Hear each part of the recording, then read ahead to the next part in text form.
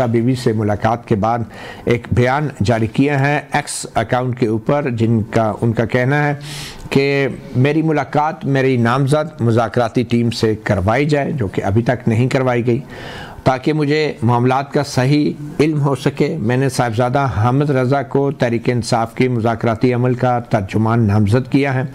हुकूमत अगर नतीजा खेज़ मुज़ाकरात चाहती हैं तो दो मुतालबात पे फौरी तौर पे अमल होना चाहिए।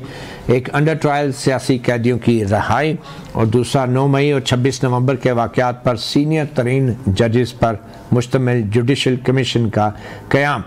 उन मुतालबात पर अमल दरामद की सूरत में हम सिविल नाफरमानी की तारीख को मौखर कर देंगे, लेकिन मुझे खदशा है कि हुकूमत हमारे 9 मई और 26 नवंबर के तहकीकात के मुतालबे को पस पुश्त डालने की कोशिश करेगी, लेकिन हम ऐसा नहीं होने देंगे। मिलिट्री कोर्ट्स के गैर-आईनी फैसलों को मुस्तरद करता हूँ। इन फैसलों की वजह से पाकिस्तान की बैनुल-अक़वामी दुनिया में बदनामी भी हो रही है और ऐसे गैर इंसानी अमल से मुल्क को मुआशी पाबंदियों का सामना भी करना पड़ सकता है। तो ये थे दोनों इतराफ़ के मौक़िफ़ जो आपने सुने। आज इसी हवाले से हम बात करेंगे। इस्लामाबाद स्टूडियोज़ में हमारे साथ मौजूद हैं जनाब अख्तियार वली ख़ान, मुस्लिम लीग नून के रहनुमा हैं, और उनके साथ तशरीफ़ फरमा हैं अली बुखारी एडवोकेट, पाकिस्तान तहरीक इंसाफ के रहनुमा, और हमें वीडियो लिंक पे ज्वाइन किया है सेनेटर कामरान मुर्तज़ा, जमीयत उलमा इस्लाम से उनका ताल्लुक़ है।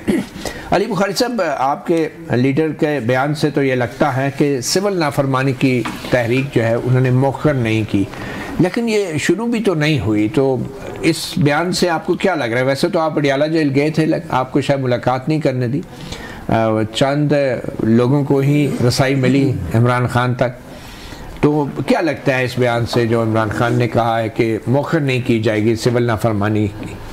बिस्मिल्लाहिर्रहमानिर्रहीम, अल्लाहुम्मा सल्ली अला मुहम्मदिन व आले मुहम्मद। मतुल्लाह जान साहब, आज मैं गया था अडियाले जी, उनकी वकला से मुलाकात थी, और आपको पता है कि उनके ऑलमोस्ट हर केस में मैं पिछले 2-2.5 साल से जा रहा था, लेकिन पिछले कोई महीने 2 महीने में जाने में बहुत ज़्यादा प्रॉब्लम्स आ रही थी, और आज ये हुआ कि अली इजाज़ भुट्टर को और मुझे रोक लिया गया, बाकी लोगों को अंदर जाने दिया गया। बट एनी ये हमारे एक जो लोग अंदर गए थे बाहर आए, तो उन्होंने फिर ये एडवोकेट फैसल चौधरी भी मिले हैं। हाँ जी, वो भी मिले हैं जी, और काजी अनवर साहब थे वो मिले हैं, बैरिस्टर गौर साहब मिले, और हम तो क्या वजह, आपको क्यों रोका गया और दूसरों को क्यों इजाज़त दी गई आपके ख्याल में? ये मतुल्लाह जान साहब, ये वजह तो अब आपको जेल एडमिनिस्ट्रेशन ही बता सकती है, जबकि अली इजाज़ भुट्टर उनके स्पोक्स पर्सन भी हैं इस टाइम, और इंतज़ार समझौता के बाद, और ऑब्वियसली मैं उनका मेन लीडिंग काउंसिल में से लीगल टीम का हिस्सा हूँ, और जो नाम भी पहले दिए गए जेल हुकाम को जिसमें अप्रूवल होती है अली इजाज़ भुट्टर साहब देते हैं, वो सलमान हकीम राजा साहब की परमिशन के बाद उसमें भी दिया गया था, बट समहाउ द अदर नई मुलाकात उन्होंने करने दी।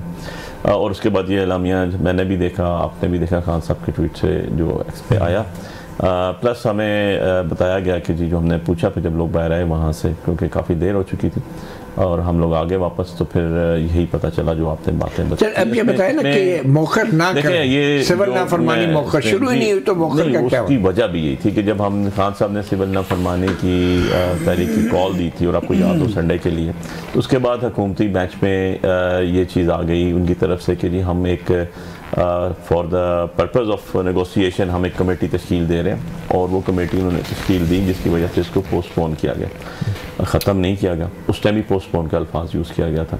उसके बाद कमेटी का एक मीटिंग भी होगी, ऑब्वियसली हमारी जो हमने 5 या 6 दिसंबर को बनाई थी पहले, क्योंकि इनिशिएटिव तो हमने लिया, वैसे तो ये ओरिजिनली तो, और ऑनेस्टली स्पीकिंग हमेशा सिटिंग गवर्नमेंट्स जो पावर कॉरिडोर में बैठी होती हैं, इनिशिएटिव हमेशा वो लेती हैं, क्योंकि अपोजिशन दुनिया की जिस जगह भी हो बड़ी टफ होती हैं। लेकिन शहबाज शरीफ साहब ने तो कह दिया कि उन्होंने भी, देखिए उन्होंने 20-22 दिन जितने भी लगा दिए, पता नहीं किस चीज़ पे सोचने के लिए लगा दिए या इजाजतों के लिए लगा दिए। लेकिन सर वापस ये बताए ना कि अब होगा क्या? क्या इमरान खान साहब इस मुज़ाकराती अमल को सपोर्ट कर रहे हैं? आज की मुलाकातों के बाद क्या आपको तासुर? देखिए इमरान खान साहब तो ऑब्वियसली इसको सपोर्ट कर रहे हैं, रीज़न बीइंग कि इमरान खान साहब ने ही हमारी जो तश्कील दी कमेटी, वो इमरान खान साहब ने खुद तशकील दी। डेडलाइन जो दी है 2 मुतालबात के लिए, देखिए ये कब तक की डेडलाइन है? अब मैं 2-3 क्वेश्चन आपके 1 बाय 1 इकट्ठे एड्रेस कर देता हूँ। देखिए पहली बात तो ये है कि कमेटी जो है मतीउल्लाह जहां साहब इमरान खान साहब ने खुद तशकील दी और उन्होंने हमारे सुन्नी इत्तेहाद कौंसिल के चेयरमैन अहमद रजा साहब को उसका स्पोक्स पर्सन भी मुकर्रर कर दिया और उनको ये अथॉरिटी भी दी कि वो जाके गुफ्तगू करें। लेकिन ये जो बात करेंगे वो इमरान खान साहब को बताई जाएगी, अंदर उनसे डिस्कस की जाएगी, जो होना भी चाहिए। फॉर एग्जाम्पल जैसे नवाज शरीफ साहब कहते हैं कि मैंने, शहबाज शरीफ साहब कहते हैं कि मैंने एक कमेटी तश्कील दे दी, तो क्या स्पीकर साहब की अंडर सुपरविजन वो कमेटी इस काबिल है कि वो करके खुद ही डिसाइड कर दे? नहीं, उन्होंने भी जाके तो शहबाज शरीफ साहब से कहीं से पूछना पड़ेगा। पे अमल कब तक होना जरूरी है? अब ये 2 मुतालबात है। तो ये 2 मुतालबात क्या है मतीउल्लाह जान साहब? नंबर 1 कि एक fair, free, transparent judicial commission बने। For what purpose?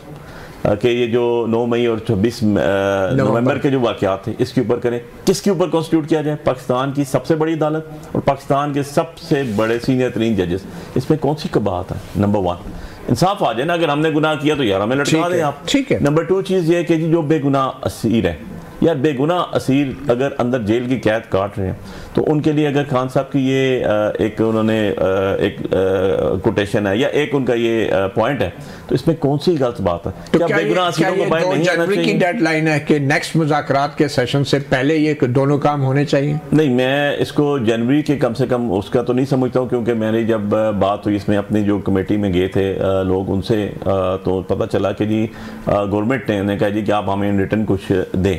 तो ऑब्वियसली 2 तारीख को तो वो अपना एजेंडे में रख के देंगे कि ये हमारे ऐसे 2 तारीख को तो पॉसिबल नहीं है कि 2 तारीख को ये हो, ऑब्वियसली उससे आगे जाएगी। और रीजनिंग उसकी मैंने आपको बताई है कि जब अभी क्योंकि गवर्नमेंट कह रही है कि हमें आपने जो कुछ भी कहना है वो आप इन रिटर्न शेप में दें, तो ऑब्वियसली 2 तारीख को रिटर्न शेप में देंगे। दरखास्त तो नहीं होगी जी, मैं इसको दरखास्त तो नहीं कहता हूँ, मैं इसे कहता हूँ नेगोशिएशन पॉइंट्स, एजेंडा पॉइंट्स। देखिए हम तो ओपनली कह रहे हैं, आपके प्रोग्राम में बैठ के कह रहे हैं कि हमने कौन सी ऐसे गैर शरई, गैर इस्लामी, गैर कानूनी, गैर कॉन्स्टिट्यूशनल हमारी जो चीज थी वो हमने, लेकिन हुकूमत की तरफ से कुछ आपको लिख के नहीं दिया जाएगा। चले वो तो फिर हुकूमत बाख्तियार है या नहीं, ये तो ये बताएंगे ना। चले आपने अब अख्तियार का जिक्र कर दिया तो अख्तियार वली साहब से पूछ लेते। अख्तियार वली साहब तो कम से कम बाख्तियार हैं, ये तो मैं कह सकता हूँ। मगर अख्तियार साहब, ये आपको नहीं लग रहा कि इमरान खान साहब ने तो शराइत रख दी हैं कि कमीशन जो है बनाया जाए 9 मई और 26 नवंबर के ऊपर, और फिर जो सियासी कैदी उनको रिहा किया जाए, और ये जल्दी होना है और ये पहले होगा? तो ये आपको लग रहा है ये शराइत है या ये एजेंडा है? Thank you very much Matiullah भाई। देखिए कभी भी मुज़ाकरात जब भी होते हैं, अगर ये जंग के हालात भी हों, तो सबसे पहले आपको ट्रूप्स विड्रॉल करने पड़ते हैं, आपको बंदूक की नाली नीचे करनी होती है, आपको मैगजीनें निकालनी होती है, आप मुज़ाकरात की मेज़ पर आने से पहले एक माहौल बनाते हैं।